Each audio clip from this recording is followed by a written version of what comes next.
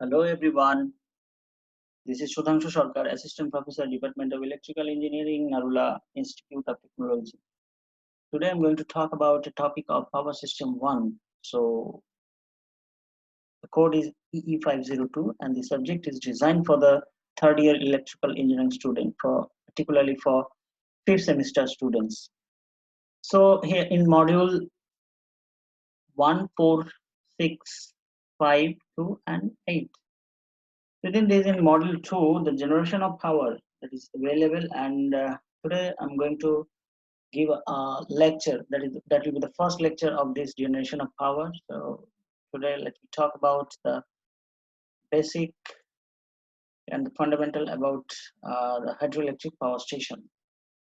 So this one is the course outcome of power system 1. So in course outcome of power system 1, there are few more outcome is there. First one is understand the concept of power system, know various power system components, and define associated terms. In course outcome 2, know different types of power generation. So our topic is actually covering the second course outcome, and then the third one is understand basic performance of power system. Basic performance you can learn from this if you study or go through this subject. So today's topic of discussion, or you can say the content for today's topic are here available in this slide. The first one is very introduction, and then we'll talk about the site selection of hydrothermal power plant, then the components used for this type of power plant. After that, we'll talk about the classification of hydropower plant. Then the classification will be our topic, and then that we'll talk about the comparison of three power plants, that will be hydro, thermal and nuclear power plants. So comparison means operating maintenance cost, installation cost.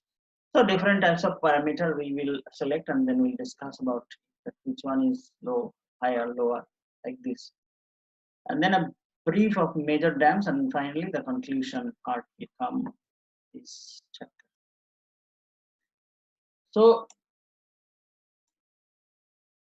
in introduction, let me talk about this hydropower plant. In hydroelectric power station, normally the kinetic energy, you know that static energy and kinetic energy, there are two types of energy, but in hydroelectric power station, kinetic energy is stored water converted into electric energy.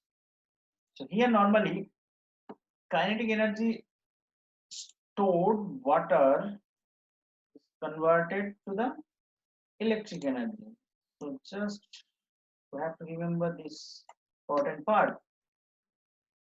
And then you know that 30% of total power of the world is provided by hydro plant. So it's a very significant figure that 30% of the total power in the world is actually coming from the hydro power plant. In some countries where hilly area actually the base to develop or to uh, erect a hydro power plant. Then the world's hydro power potential is about 2,724 MKW. Okay, so you have to remember this value. Next one is the total hydropower potential of India is 84 MKW. Very significant, and 22%. I'm talking about in India, and here in 22% of these potential is being tapped by various existing and ongoing power schemes. Fine. So this hydrothermal power plant is tapped and it is connected with our national grid.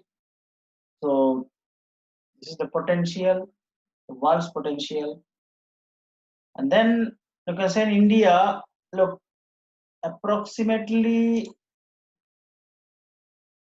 25.32% of total electricity generation capacity is produced by this hydropower plant. So you can say like around 1/4 of the total power generation is coming from this hydropower plant. So there are so many big projects in India that is under construction. So maybe in the next coming future, the percentage will increase. So these are the basic introduction about the hydroelectric power station. Now let me talk about the site selection of hydropower plant. So it is basically selected upon some important factors. The site selection depends on the availability of the water, because without water you cannot run this hydroelectric power plant. Water source is the vital and the first priority matter. Next is the water storage. Water storage capacity, or how will store that water. Only water is not going to solve the problem. You have to think about the storage also. Next, water head. The number fourth is accessibility of the site, that how much accessible, how can you reach to that place and come back. So that is very important. The location is very vital. Communication.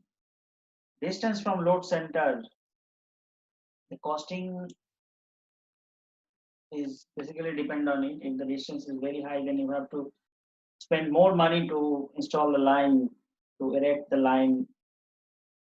And then geological characteristic of site. So these are the factors we have to consider before installing a hydropower plant.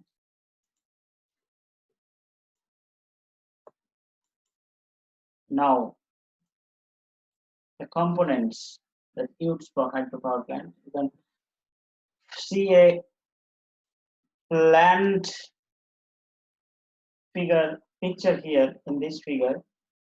So the main components is, one of the component is the reservoir in this side. This is the dam, and now penstoke. This line is area is called the penstoke. Then control gate.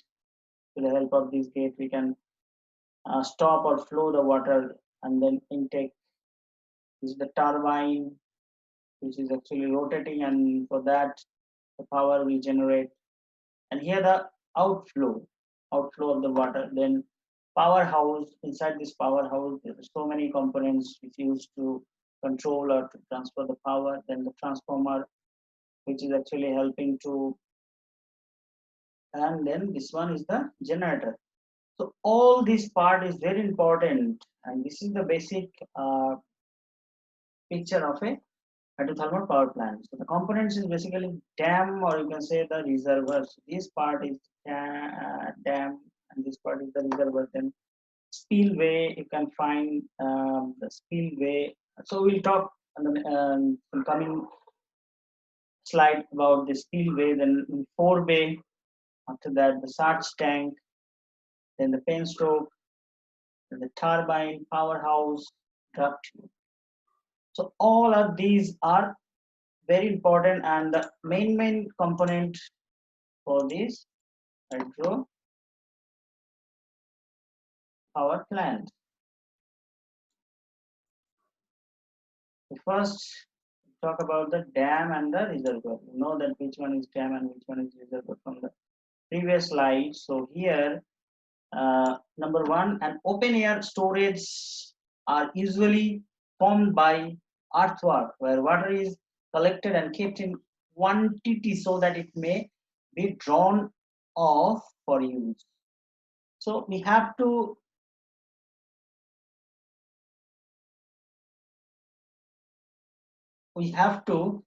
create some area where we can reserve the water, okay, where water is collected. Fine. So that is most important part. So the location, the and what is the situation of the plant, that is most important part for installing a hydroelectric power plant.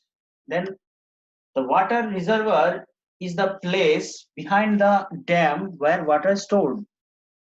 The water reservoir is the place behind the dam where water is stored. Yes, we know that because on the first left hand side there was some water flow, and upon that it's actually depending. So this is the reservoir and this is the dam. So reservoir is behind the dam. Next, the water in the reservoir is located higher than the rest of the dam structure. Next point, the height of water in the reservoir decide how much potential energy in the water. Next, the higher the height of water, the more its potential energy. The higher the height of water, more its potential energy, obviously, because the height it actually gives the pressure of the flow of the water through the pipe. So on that, this is actually depending. The high position of water in the reservoir also enables it to move downwards effortlessly. Yes, high position is also important for that, because if the position is very high of reservoir water where water is collected, that enables to move downwards. So the speed of the water go downwards smoothly, and this will make run the blade, the alternator. So these are the points but remember for dam and reservoir. Now the spillway. Spillway is a important part for these hydrothermal power plant. It is basically used for the safety valve. So spillway constructed for the use as a safety valve. It discharges the overflow water to the downstream side when the reservoir is full. Okay, so when reservoir is full, then it is actually controlled the water.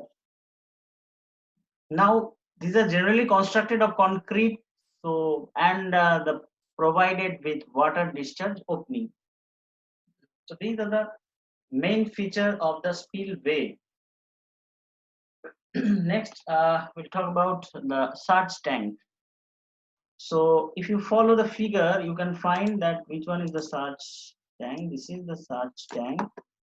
So what is the purpose of the surge tank? Let's talk about the surge tank act as a temporary reservoir. Okay. So this is actually acting as a temporary reservoir.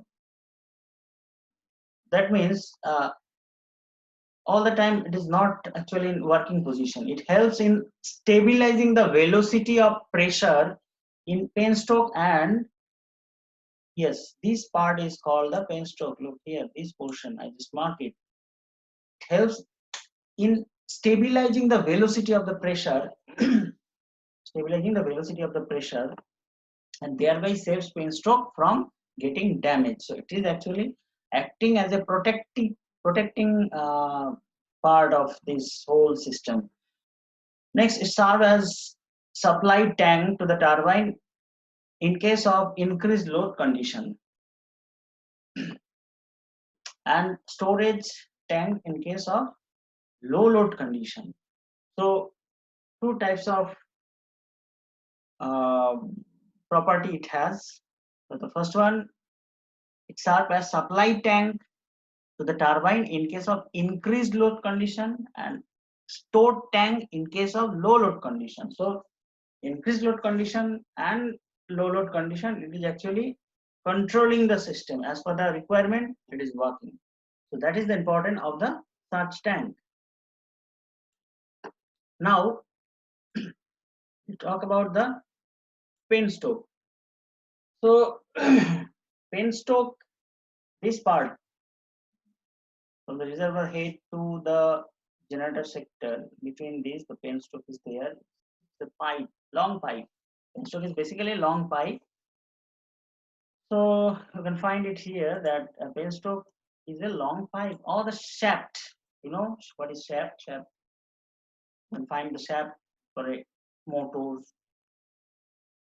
generator, or the shaft that carries the water flowing from the reservoir towards the power generation unit. Yes, so as I told you, the shaft that, so this penstock is actually carries the water. So yes, it actually carries the water. So water is actually flowing inside this penstock, carries the water flow from the reservoir towards the power generating station. So this is the power generating station. This part is the power generation station. So with this line, this is coming actually. That means from here the water is flowing and it is coming to the power generating station, comprised of the turbine and generator. Okay, the water in the penstock possesses kinetic energy. Okay, the water in the penstock possesses, this water is actually possesses the kinetic energy due to the motion, due to its motion, and potential energy due to its height. So it has a height, the reservoir. So the starting part is in the high position and the end part in the low position. For that, the water kinetic energy is increasing for the height, and the potential energy due to its height. So for that reason, the water is flowing so highly. The water flow is actually going through this penstock. So it has a great role for the hydrothermal power station, the penstock. Next, the powerhouse. You know which part is the powerhouse. So a powerhouse usually contains the following components. It has so many components for the powerhouse. First one is the hydraulic turbine. Second is the electric generators. Third one is the governors. Then water circulation pumps. Then air ducts, switchboard and instrument, storage batteries, and cranes. So these are the components you can find. This is the necessary component for a powerhouse of a hydroelectric power plant.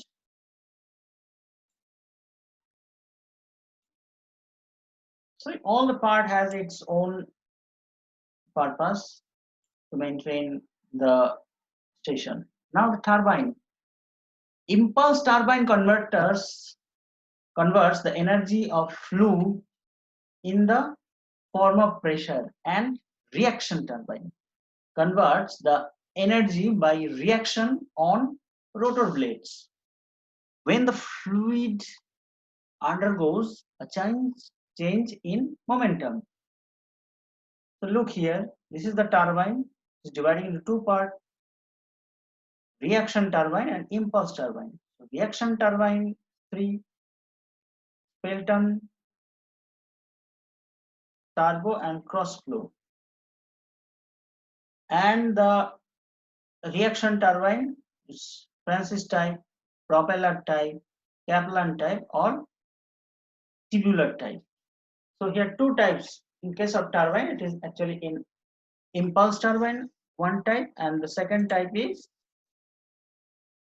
reaction turbine. So for impulse turbine and reaction turbine, both the turbine has different working principle, and it is also has a very vital role to operate the plant. Next is the draft tube.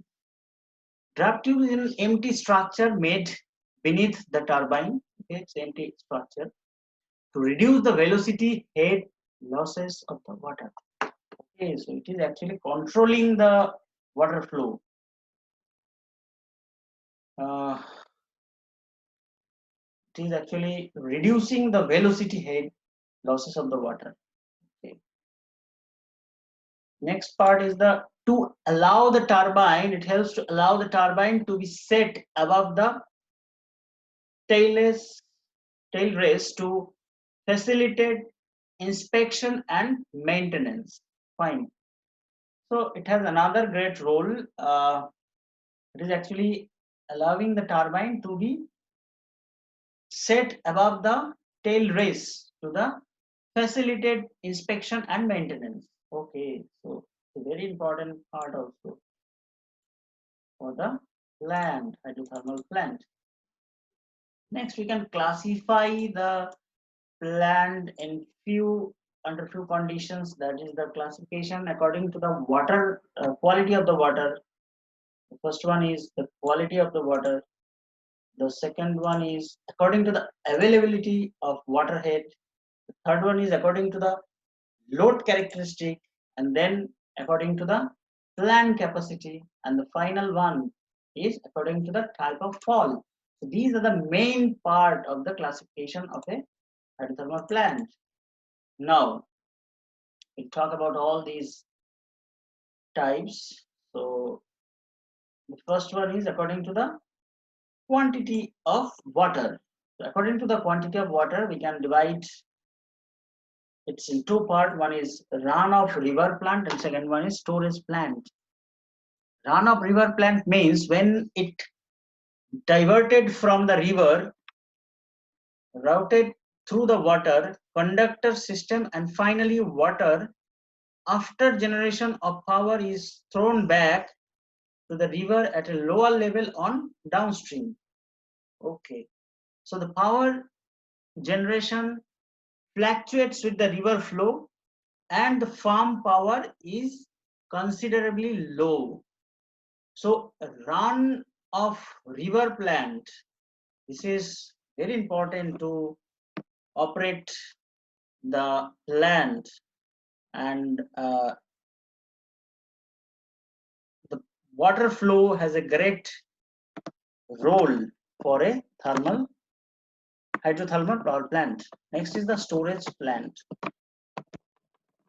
It increases farm power and total power generation by regulating the flow. By regulating the flow, and then providing storage is complicated and costly as it involves construction of dam. Okay. So this is actually the according to the quantity of water. Next, according to the quantity of water continued, there are two more points about the pump storage plant and the tidal plant. So pump storage project involve reversible turbines which can generate power from water of upper reservoir during peak hour and pump back water from lower reservoir to the upper reservoir during off peak hours. So this work is actually doing by the pump storage plant. Then the tidal plant is another one which has a very vital role. The tidal power plant makes use of daily rise and fall of ocean water due to tidal. Now tidal power is extracted from the Earth's oceanic tides.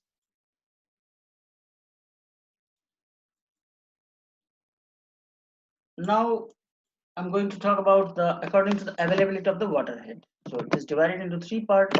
First one is the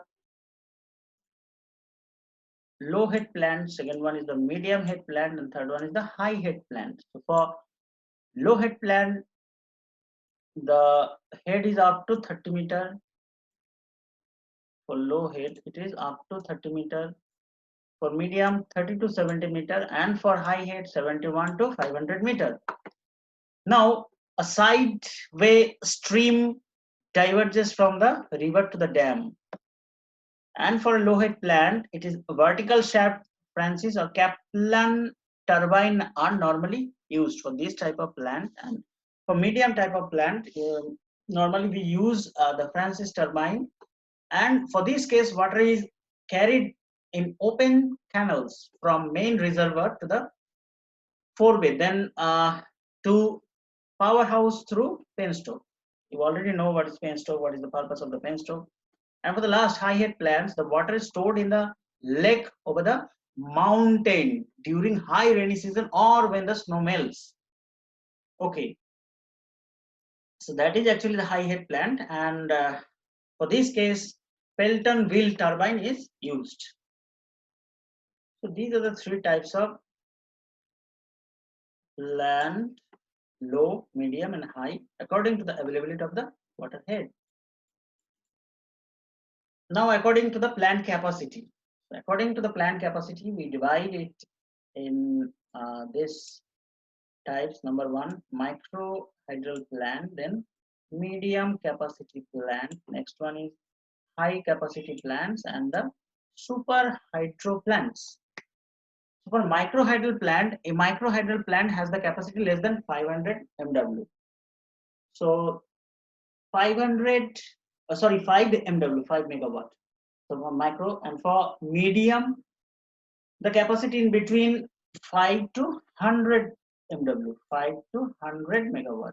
And for high capacity plant, it is starting from 101 to 1000 megawatt is usually classified as high capacity plant, and the super capacity plant means obviously it's greater than, it will be more than 1000 megawatt.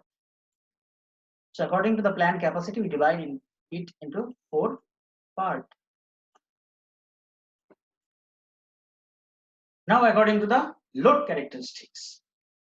So if you think about the load characteristic, it is total 2 types. One is base load plants and second one is peak load plant. So base load plant means they cater to base load of the system. They need to supply constant power when connected to the grid. Okay, so when the system is connected to the grid, it has some responsibility. Constantly, it has to send the power, constant power. That is the important part. That is the important purpose of this base load plant. Now peak load plant, that means some of the plants supply average load, but also some peak load. Okay, other peak load plants are required to work only during peak load hours. So that type of plant is called the peak load plants. So it is actually 2 types. So some type water average load, but also some peak load. Other peak load plant are required to work only during peak load hours. So this part is also you need to remember for the better understanding. Now, this is the classification of hydrothermal and nuclear power plant. So I classified it in some 1, 2, 3, 4, 5, 6, 3, 4, 5, 6, 7. So what is that? Investment per kilowatt, then fuel cost, then operation maintenance cost, energy cost, transmission line, and then building time and life. So if you follow the hydro, then thermal and nuclear plant, you will find that for nuclear plant, the investment cost, the fuel cost, operation maintenance cost, the energy cost, all are high. This is very significant. But the transmission line is very shorter. Then the building time is long. Building time is long, but the same like the hydro plant. And the lifetime is minimum. So if you consider about the lifetime, then the maximum lifetime is hydro plant. Now, only 2 lower is there for thermal power plant. Which one? Investment is very lower, and also the building time is very lower. That means we can build a thermal power plant in lower time. Now the lifetime is not so long, it is very small, 30 to 40 years for thermal plant. But look, for hydro plant, the transmission line is long, building time is long, lifetime is long. So all this tree is long for hydro plant. But for thermal plant, the transmission line is like the nuclear plant, it is shorter. And for thermal plant, the fuel cost, the operation maintenance cost, and the energy cost all are very high. And hydro plant investment is very high because we need to develop a hydro plant on the top of a hill. So in hilly area to set up or to build a hydro power plant is very cost effective. That means it needs more investment.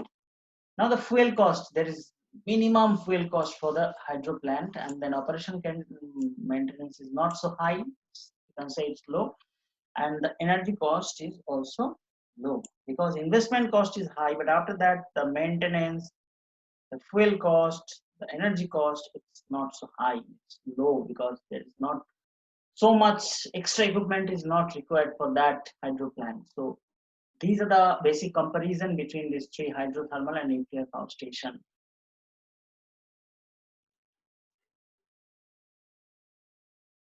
So here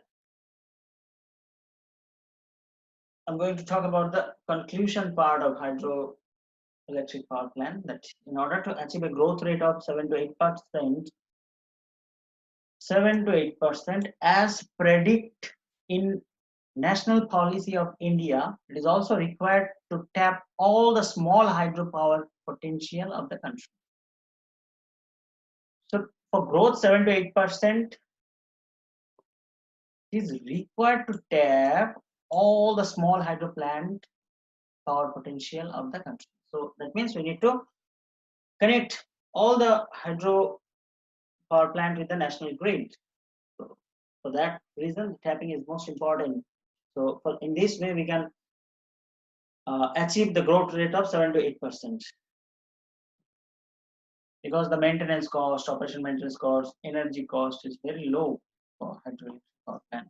Now, the utilization of small hydropower potential is specially required in all states where the utilized potential is very low, like MP, and therefore optimum utilization of the same may set up and stepping up stone for achieving self-sufficiency in the power sector in the country.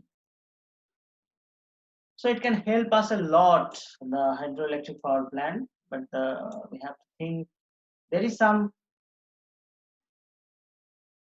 problem also, because the location is the most important part for this type of plant, building this type of plant. So, but if we can tap the all small hydro plants, then it will be, we can increase the growth rate, we can minimize the operation maintenance cost. Overall, we can minimize the energy cost also. So for that reason, hydroelectric power plant has a vital role in our national grid, national power system. So this is the reference I used to make this PowerPoint presentation, and the book of Principle of Power System by VK Mehta and Rohit Mehta is the book I used for it. And without this, there are so many books on this topic. You can go through that. So this is the reference, and now thank you everyone for watching the lecture. Bye bye.